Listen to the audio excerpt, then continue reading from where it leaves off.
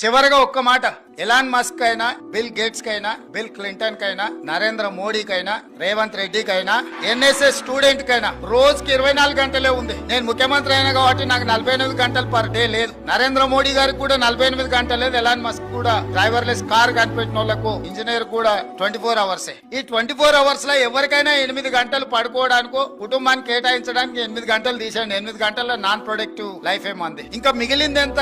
16 hours. ఈ 16 గంటల్ని ఏ vertical కింద మీ life ను డిజైన్ చేస్తారో, డిఫైన్ చేస్తారో, ఫోకస్ చేస్తారో, ఆ 16 గంటలలో మీరు చేసే పనిని బట్టి మీరు ఒబామా కావచ్చు, మీరు బిల్ గేట్స్ కావచ్చు, బిల్ క్లింటన్ కావచ్చు, నరేంద్ర మోడీ కావచ్చు, రేవంత్ రెడ్డి కావచ్చు, లేకపోతే జితేందర్ శ్రీనివాస్ రెడ్డి కావచ్చు.